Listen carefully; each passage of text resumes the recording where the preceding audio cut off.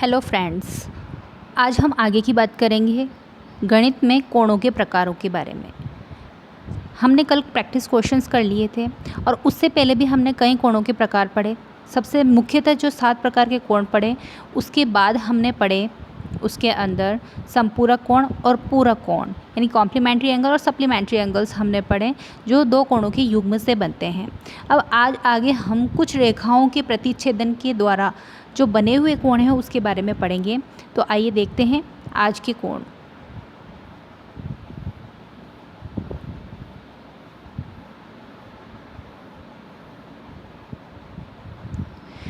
आज हम पढ़ेंगे प्रतिच्छेदी और समांतर रेखाएं। प्रतिच्छेदी रेखाएं क्या होती हैं वो देखते हैं। प्रतिच्छेदी रेखाएं एक ही तल में स्थित वे सभी रेखाएं जो एक दूसरे को क्या करती हैं, काटती हैं या बढ़ाने पर काटती हैं, ये प्रतिच्छेदी रेखाएं या इंटरसेक्टिंग लाइंस कहलाती हैं। ये देखिए इसके अंदर किस तरह से रेखाओं को काट रखा है। एक रेखा है जैसे सिंपल, उसको एक लाइन ने काट रखा है दूसरी लाइन ने पूरी तरह से, तो एक ही तल में स्थित है। तो वे सभी रेखाएं जो एक दूसरे को क्या करती है, काटती हैं, तो वे सभी लाइंस क्या कहलाती है या रेखाएं क्या कहलाती है, प्रतिच्छेदी रेखाएं कहलाती है। जैसे ये कोई सा भी एक तल है, उसको काटने वाली जैसे ये रेखाएं हैं, ये वाली हो गई एक दूसरे को काटने वाली। ये जो रेखाएं हैं जो एक ही तल पे एक दूसरे को काट रही हैं, तो इसको क्या कहते हैं हम, प्रतिच्छेदी रेखाएं। जैसा कि यहाँ पर दर्शा रखा है, BD और AC जो लाइंस है एक दूसरे को काट रही हैं, वो क्या हैं, एक दूसरे की प्रतिच्छेदी रेखाएं हैं। तो रेखाएं जिस बिंदु पर काटती है वह इन रेखाओं का क्या कहलाता है, प्रतिच्छेदी बिंदु यानी इंटरसेक्टिंग पॉइंट कहलाता है। तो इसमें एक नोट करने वाली बात है कि जब दो रेखाएं प्रतिच्छेदित करती है तो आसन्न कोणों के युग्मों की संख्या कितनी होती है, 4 होती है। और रेखिक कोणों के युग्मों की संख्या कितनी होती है, 4 होती है। शीर्षाभिमुख कोणों के यानी हेड एंगल्स के पेयर की यानी युग्मों की संख्या होती है 2 होती है। हमने कल पढ़े थे आसन्न कोण क्या होते हैं। जब एक लाइन पे जब लीनियर लाइन पे दो कोण बने आप पास उनको बोलते हैं आसन्न कोण। और रेखिक कोणों का युग्म यानी कि लीनियर लाइंस पे जब दो कोणों का योग का सम आता है 180 डिग्री, तो उसको बोलते हैं हम रेखिक कोणों के युग्म की संख्या। और शीर्षाभिमुख कोण हमने पढ़े थे कि जब दो लाइंस एक दूसरे को इक्वली काट रही हो, तो दो एंगल जो आमने सामने वाले होते हैं वो हमेशा कैसे होते हैं, इक्वल होते हैं, उनको कहते हैं हेड एंगल्स। उसके अलावा यहाँ पर बताया है कि जब भी दो रेखाएं प्रतिच्छेदित करती है तो 3 बातें हमने नोट करी। आसन्न कोणों के युग्मों की संख्या 4, रेखिक कोणों के युग्मों की संख्या 4, शीर्षाभिमुख कोणों के युग्मों की संख्या 2। तो जो ये वाला चित्र दे रखा है इसके अंदर आसन्न कोणों के युग्मों की संख्या कौन कौन सी है, 4 बताइए तो कौन सी है। ये देखिए आसन्न कोणों के युग्म एंगल BPC व एंगल CPD, एंगल BPC और एंगल CPD, ये हो गया P एंगल और ये हो गया C एंगल। ये एंगल BPC और CPD यानी ये 3 वाला और 2 वाला, ये दोनों क्या है, आसन्न कोण है। उसके अलावा CPD और DPA, CPD और DPA, ये 2 और 4 वाला, ये दोनों भी क्या हैं, आसन्न कोण के युग्म हैं। उसके अलावा DPA और APB, DPA और APB, ये वाला और ये वाला भी क्या है, आसन्न कोण है। उसके अलावा APB और BPC, तो ये भी क्या है, आसन्न कोणों के युग्म है। ये सभी एक रेखिक युग्म बना रहे हैं। रेखिक युग्म मतलब जिनके योगों का जिनको दोनों को जोड़ने पर हमें क्या मिले, 180 डिग्री मिले, तो वो भी क्या बना रहे हैं, रेखिक युग्म बना रहे हैं। नेक्स्ट हम देखते हैं इसके अंदर समांतर रेखाएं। अभी तक हमने क्या पढ़ ली है यहाँ पर, प्रतिच्छेदित रेखाएं, इंटरसेक्टिंग लाइंस। अब हम आगे देख रहे हैं यहाँ पर समांतर रेखाएं। वे दो रेखाएं जो एक दूसरे को किसी बिंदु पर नहीं काटती हैं, ये तो हमें पता है। पैरेलल लाइंस क्या होती है, जो बिल्कुल एक दूसरे के क्या हो, एक दूसरे के बिल्कुल समानांतर हो, जो एक दूसरे को नहीं काटती हों। वे दो रेखाएं जो एक दूसरे को किसी बिंदु पर नहीं काटती, अर्थात उनके मध्य की दूरी कैसी रहती है, सदैव समान रहती है, समांतर रेखाएं कहलाती है, पैरेलल लाइंस कहलाती है। समांतर रेखाओं को AB, और ये जो साइन दे रखा है ये पैरेलल या समांतर का साइन है, तो AB पैरेलल CD द्वारा दर्शाते हैं। जैसे रेल की पटरियां हैं कोई सी दो, AB और CD, तो इनको हम किस तरह से दर्शाएंगे, इस साइन के द्वारा दर्शाएंगे। इन रेखाओं की क्या विशेषताएं होती है उनको नोट कीजिए। पहली है समांतर रेखाओं के मध्य बनने वाला कोण कैसा होता है, 0 डिग्री होता है। अब ये जब एक दूसरे को काटेंगी ही नहीं तो इनके मध्य कोई झुकाव ही नहीं होगा। हमने पढ़ा था कि हमने देखिए मैं बताती हूँ आपको, हमने देखा था कि जो दो रेखाएं हैं या दो किरणें हैं उनके मध्य के झुकाव का जो ये शेप बन रहा है इसको हम बोलते हैं कोण। अब जब झुकाव नहीं हो रहा है, एक दूसरे को काट नहीं रही हैं, एक दूसरे को काट भी नहीं रही हैं, बिल्कुल पैरेलल जा रही हैं, तो इनके बीच का कोण कैसा होगा, 0 डिग्री होगा। एक सरल रेखा के समानांतर एक ही तल में स्थित सभी रेखाएं आपस में भी कैसी होती हैं, समांतर होती हैं। तो दो विशेषताएं हो गई इसकी। चलिए आगे देखते हैं। अभी हमने प्रतिच्छेदित रेखाएं देख ली, समांतर रेखाएं देख ली। नेक्स्ट हम देखेंगे इसके अंदर तिर्यक रेखाएं। ठीक है, तिर्यक रेखाएं दो या दो से अधिक सरल रेखाओं का भिन्न भिन्न बिंदुओं पर प्रतिच्छेदन करने वाली जो रेखाएं हैं वो क्या कहलाती है, तिर्यक रेखाएं कहलाती है। देखिए जैसे कि एक लाइन दे दी आपको यहाँ पर, ये पैरेलली काट रही है एक ही लाइन को। दो या दो से अधिक सरल रेखाओं को भिन्न भिन्न बिंदुओं पर एक रेखा दे दी है सरल रेखा। अब ये अलग अलग बिंदु पर कोई दो रेखाएं काट रही है उसको, तो ये सब क्या कहला रही हैं, तिर्यक रेखाएं कहला रही है। ओके, प्रतिच्छेदन तो क्या था कि एक ही तल पर जब वो एक दूसरे को काटती हैं किसी एक बिंदु पर तो उसको बोल रहे हैं हम प्रतिच्छेदन रेखाएं। लेकिन यहाँ पर दो या दो से अधिक, यहाँ पर एक से अधिक या दो से अधिक जो सरल रेखाएं हैं उनको भिन्न भिन्न बिंदुओं पर प्रतिच्छेदित करने वाली जो रेखाएं हैं उनको कह रहे हैं तिर्यक रेखाएं। जैसा कि आप चित्र में देख रहे हैं कि MN वाली जो सरल रेखा, इनको काटने वाली दो रेखाएँ हैं सरल रेखाएँ AB और CD, तो ये क्या कहला रही हैं, तिर्यक रेखाएँ। जैसा चित्र में सरल रेखाओं AB और CD को बिंदु P और Q पर प्रतिच्छेदन करने वाली MN, जो ये MN है उसको बोल रहे हैं तिर्यक रेखाएं। ठीक है, तो दो पैरेलल लाइन से इनको काटने वाली एक लाइन जो ये सिंपल वाली है तो उसको क्या बोल रहे हैं हम, तिर्यक रेखा। ओके, तिर्यक रेखा दो सरल रेखाओं को दो बिंदुओं पर प्रतिच्छेदित करती है। अब ये दो रेखाओं को जब काटेगी अलग अलग जैसे पैरेलल लाइंस होती है वो उनके बीच में 0 डिग्री होता है और एक दूसरे के क्या होती है, पैरेलल होती है, तो अलग अलग बिंदुओं पर ही उसको प्रतिच्छेदित या इंटरसेक्ट करेगी। तो तिर्यक रेखा दो सरल रेखाओं को दो बिंदुओं पर प्रतिच्छेद करती है तथा प्रतिच्छेद बिंदुओं पर कुल 8 कोण बनाती है। तो आप ये देख रहे हैं उस वाले में तो 4 बना रही थी युग्म और यहाँ पर 8 बना रही है, तो 8 कोण बन रहे हैं कुल, 4 ऊपर 4 नीचे। ओके, आगे देखते हैं हम। तिर्यक रेखाओं द्वारा सरल रेखाओं को प्रतिच्छेद करने पर बनने वाले कोणों के कितने प्रकार हैं। तो हमें पता है कि दो कोण बन रहे हैं इसके अंदर तिर्यक रेखाओं में। एक तिर्यक रेखा M और N जो कि दो सरल रेखाओं या दो से अधिक सरल रेखाओं को काटने पर अलग अलग बिंदुओं पर जो कोण बन रहे हैं वो कितने प्रकार के हैं, 2 प्रकार के। पहला है इसमें अंतः कोण, पहला कौन सा है इसमें, अंतः कोण। दूसरा है इसके अंदर बाह्य कोण। अंतः कोण कौन कौन से हैं इसके अंदर, आइए देखते हैं। सबसे पहला तो है इसके अंदर एंगल 1 ये वाला, और उसके बाद है एंगल 2 ये वाला, उसके बाद एंगल 5 ये वाला और एंगल 6 ये वाला। तो कुल मिला के आपको ये दिख रहे हैं कि जो अंदर की तरफ यानी कि ये 1, 2, 5 और 6 जो अंदर की तरफ हैं वो तो हैं अंतः कोण, और जो ये बाहर की तरफ एंगल 7, 8, 3 और 4 ऊपर जो बाहर की तरफ मुखित हैं उनको बोल रहे हैं हम बाह्य कोण। सरल रेखाओं के बहिर्भाग में बनने वाले कोण हैं एंगल 3, एंगल 4, एंगल 7 और एंगल 8। इस तरह हमने देखा कि तिर्यक रेखा जो होती है वो दो पैरेलल रेखाओं को या दो सरल रेखाओं को अलग अलग बिंदुओं पर काटने वाली होती हैं। दूसरी बात, इनके अंदर 8 कोण बनते हैं, लेकिन इसके अंदर कोणों के प्रकार जो होते हैं वो 2 तरह के होते हैं, अंतः कोण और बाह्य कोण। देखिए इनको यहीं पर याद कर लीजिए ताकि बाद में इसको याद करने की ज़रूरत ना पड़े। ठीक है, अभी हमने कितनी रेखाएं पढ़ ली, प्रतिच्छेदन रेखाएं। ठीक है, उसके बाद हमने क्या पढ़ लिया इसके अंदर, ये देखो तिर्यक रेखा, और इससे पहले हमने क्या पढ़ लिए थे इसके अंदर, ये देखिए समांतर रेखाएं। उससे पहले हमने क्या पढ़ लिया, प्रतिच्छेदी रेखाएं। प्रतिच्छेदी रेखाएं, समांतर रेखाएं और तिर्यक रेखाएं, ये 3 रेखाएं हमारी कंप्लीट हो गई हैं। उसके बाद हम देखते हैं इसके अंदर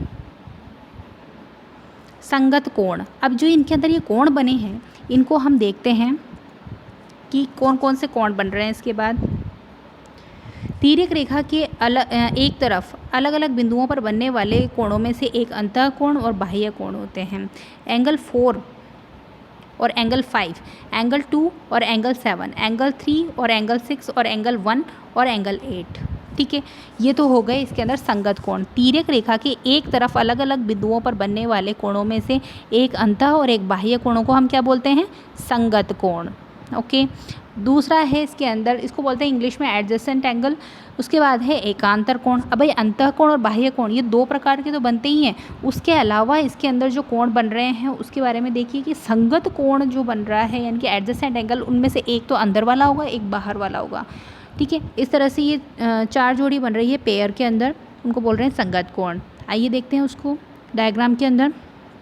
जैसे इसने बताया कि एक तो अंदर वाला और एक बाहर वाला, तो इसके अंदर कौन कौन से संगत कोण होंगे? इसके अंदर एंगल 4 और एंगल 5, ये वाला और ये वाला। इसके अंदर एंगल 4 और एंगल 5 ये वाला बन रहा है, और इसके अलावा एंगल 2 और एंगल 7 बन रहा है, यानी कि 2 तो बाहर वाले और 2 अंदर वाले। इस तरह से जोड़ी में ये 4 युग्म जो बन रहे हैं वो संगत कोण के बन रहे हैं। तो एंगल 4 और एंगल 5, उसके अलावा बन रहे हैं एंगल 2 और एंगल 7, उसके अलावा बन रहे हैं इसके अंदर एंगल 3 और एंगल 6, उसके अलावा बन रहे हैं एंगल 1 और एंगल 8। ओके, उसके बाद हम देखेंगे इसके अंदर एकांतर कोण। एकांतर कोण क्या होते हैं? Alternate angles. तिर्यक रेखा के विपरीत दिशा में अलग अलग बिंदुओं पर बनने वाले दोनों अंतः कोण या दोनों बाह्य कोण, या तो दोनों कैसे हों, अंतः कोण हो या दोनों बाह्य कोण हो, तो उनको क्या बोलते हैं हम? एकांतर कोण।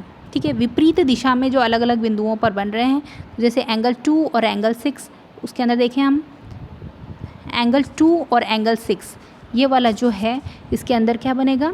एकांतर कोण। उसके अलावा इसके अंदर एंगल 1 और एंगल 5, ये जो साइड में इसके अंदर दे रखा है एंगल 2 और एंगल 6, और उसके बाद एंगल 1 और ये वाला एंगल 1 और एंगल 5, एंगल 2 और एंगल 6, उसके अलावा एंगल 3, एंगल 7, एंगल 4 और एंगल 8। इस तरह से ये क्या बन रहे हैं? एकांतर कोण बन रहे हैं। ओके, नेक्स्ट हम देखेंगे इसके अंदर संगामी रेखाएं क्या होती है। कुछ पॉइंट्स हैं आपके इस चैप्टर के अंदर जो बहुत ही इंपॉर्टेंट है, इनको नोट कीजिए। संगामी रेखाएं जो हैं 2 या 2 से अधिक वे सभी रेखाएं जो एक ही बिंदु से गुजरती हों, जबकि हमने तिर्यक रेखाएं को क्या देखा था? तिर्यक रेखा कैसी थी कि ये सब 2 सरल रेखाएं जा रही हैं, उनके मध्य से कटने वाले 2 अलग अलग बिंदुओं पर जब कुछ पॉइंट्स बनते हैं, इंटरसेक्टिंग पॉइंट्स बनते हैं, तो उनको तो बोल रहे थे हम तिर्यक रेखाएं। ठीक है, ये वाली तो क्या थी? तिर्यक रेखा थी, ये वाली तो। और अब इसने के अंदर बोला संगामी रेखाएं क्या होती है? जब ये 2 या 2 से अधिक, एक मिनट, जब 2 या 2 से अधिक एक सरल रेखा पर, जैसे ये दे दिया इसके अंदर, एक ही बिंदु से गुजर रही हों, इसको क्या बोल रहे हैं हम?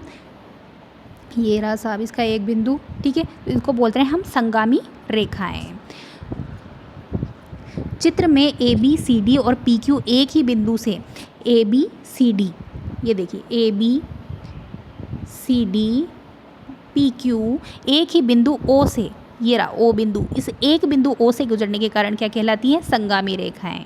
ओके, नेक्स्ट हम देखते हैं इसके अंदर समांतर रेखाओं को तिर्यक द्वारा प्रतिच्छेद करने पर बनने वाले कोणों में क्या संबंध है? वे 2 रेखाएं जो एक दूसरे को कभी नहीं काटती और कभी भी आपस में नहीं मिलती, उनको बोलते हैं हम समांतर रेखाएं। ठीक है, उसके अलावा चित्र में हमें पता चल गया कि ए बी और सी डी क्या है? इसके अंदर समांतर रेखाएं हैं, जबकि पी क्यू क्या है? इसके अंदर तिर्यक रेखा है। अब इनके बीच में संबंध देख रहे हैं, जिन्हें तिर्यक रेखा पी क्यू बिंदुओं ये रहे पी क्यू बिंदु के द्वारा और M और N पर, यहाँ पर M और N पर क्या कर रही है? प्रतिच्छेद कर रही है। यदि 2 समांतर रेखाओं को एक तिर्यक रेखा प्रतिच्छेद करती है तो तिर्यक रेखा के एक तरफ बनने वाले अंतः कोणों का योग 180 डिग्री होता है।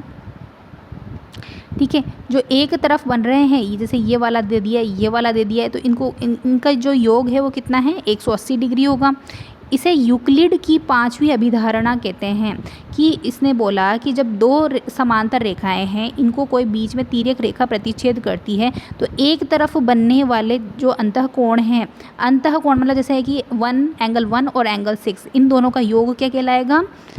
180 डिग्री तो है, लेकिन इसको क्या बोलते हैं, यूक्लिड की पांचवी अभिधारणा कहते हैं। तिर्यक रेखा के एक तरफ बने अंतःकोणों का योग एंगल 1, एंगल 6, ये देखिए आपको दिखाती हूँ, एंगल 1 और एंगल 6, एंगल 1 और एंगल 6 जो है इनका एडिशन क्या है 180 डिग्री। और दूसरा अंतःकोण है यहाँ पर एंगल 2 और एंगल 5, इसका भी क्या योग है 180 डिग्री। तो बिंदु एम पर बने कोणों में संबंध क्या है, एंगल 2 इक्वल्स टू एंगल 4। तो इन दोनों के बीच में क्या संबंध होगा कि जो एंगल 2 है और एंगल 4 है वो क्या है, इक्वल है, शीर्षाभिमुख कोण है। हमें पता है कि शीर्षाभिमुख कोण क्या होते हैं, जब दो कोण, या तो ऐसे बना लीजिए यूँ, ये जो आमने सामने वाले जो कोण हैं ये क्या होते हैं, एक दूसरे के इक्वल होते हैं। ये वाला ले लो चाहे ये वाला लो, ये सामने एक दूसरे के क्या होते हैं, बिल्कुल इक्वल होते हैं, और इनको ही हम बोलते हैं शीर्षाभिमुख कोण या हेड एंगल्स। नेक्स्ट हम देखते हैं इसके अंदर